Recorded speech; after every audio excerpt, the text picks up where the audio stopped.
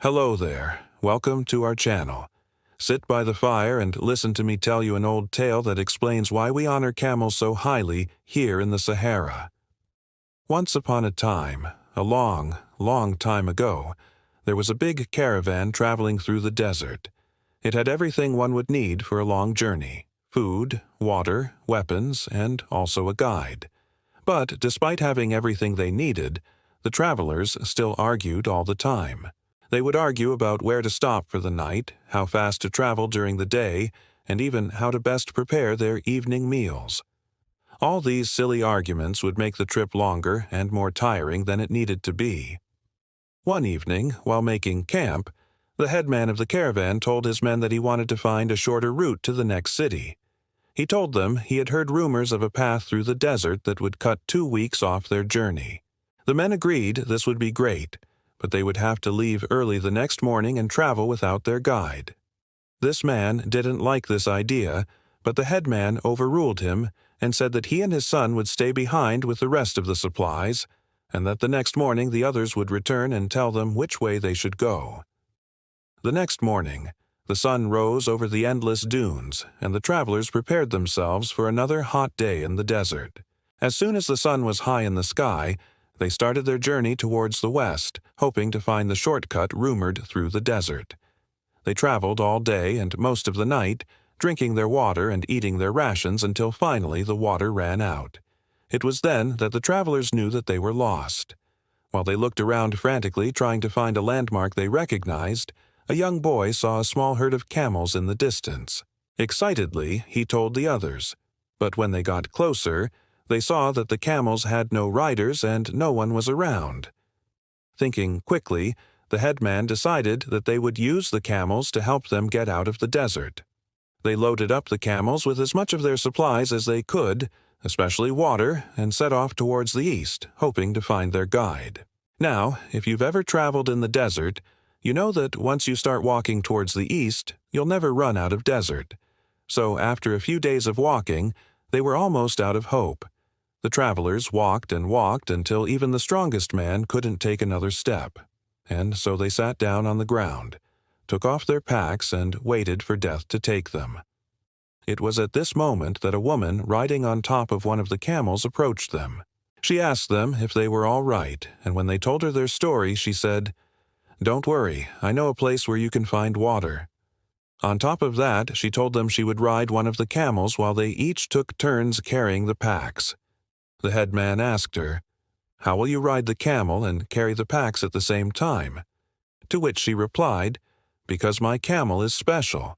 She is called Zira, and she remembers all the old paths of sand and will take us to water." The travelers were very happy to hear this and took turns carrying the packs on Zira's back while the others rested. They walked for another day and a half before the woman told them to look up. "We are almost there," she said. When the travelers looked up, they saw something they hadn't seen in what felt like forever: palm trees. Excitedly, they followed the woman until they came across a beautiful oasis filled with palm trees, date palms, and all kinds of fruits. There was also a lake in the middle filled with sweet, fresh water. The travelers fell to their knees and thanked God for saving them. When they looked back, they saw that their guide had arrived with the rest of the caravan and that Zira had brought them all safely to the oasis. The guide ran to his son and hugged him, thanking him for taking care of the animals. Then he turned to the rest of the men and explained that when he and his son had seen the other travelers disappear into the horizon, they had searched for them for hours. But when they couldn't find them, they had to make the long trek back to the oasis. When they finally found the men sitting by the lake, the guide asked them, "Why did you leave the caravan? Don't you know how dangerous it is to travel alone in the desert?" The travelers told him everything that had happened and asked him, "How did your camel know the way to this oasis?" The guide answered, "This is because my camel is special. She is called Zira, and she remembers all the old paths of sand." Then he turned to the woman and asked her, "How did you know we were here?" To which she replied, "I saw your smoke and knew you had found us." After resting at the oasis for 2 days, the caravan continued their journey. Now, whenever they traveled, they made sure to bring Zira along, for they knew that she could take them on any path through the desert and lead them to water. After many years of traveling, the head man of the caravan died. One night, while traveling, the guide woke up from a terrible nightmare. In his dream, he had forgotten the way to the oasis and his family had died of thirst. Startled awake, he realized that he had been sweating and that in his dream he had been walking. He turned to the woman and asked her if she, too, had had a bad dream. She nodded and told him, "I had a similar dream. I dreamt that we forgot the way to the oasis and that we would die of thirst."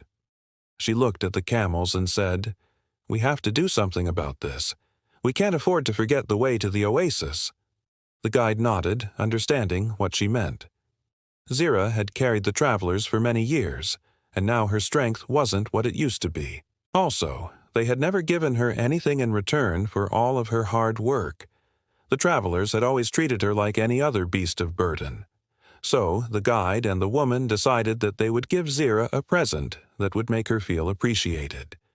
In the morning, they woke everyone else up and told them to gather around Zira. The travelers thought that maybe Zira was sick or hurt, and they were worried. So, when they gathered around her, the guide told them, "We have to show Zira some respect.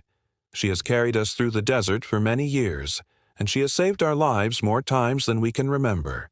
She deserves better treatment than we have given her." The others agreed and said that they too wanted to give her a gift.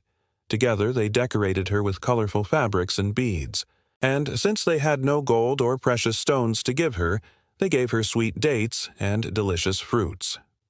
From then on, camels were no longer just beasts of burden. They became friends and helpers, and they were also guides of life in the desert. Some people say that if you listen closely, you can still hear the bells they put on Zira's neck echoing through the desert. If you ask a Tuareg where they are going, they might answer, "We are going where the bells of Zira are ringing." This means that they are following the old paths through the desert, the ones that Zira remembers and that lead to life. And that is the end of the story of why we honor camels. Did you enjoy the story? Do you have a favorite character? Let me know in the comments below. And if you haven't done so already, please subscribe. Thanks for watching. See you next time.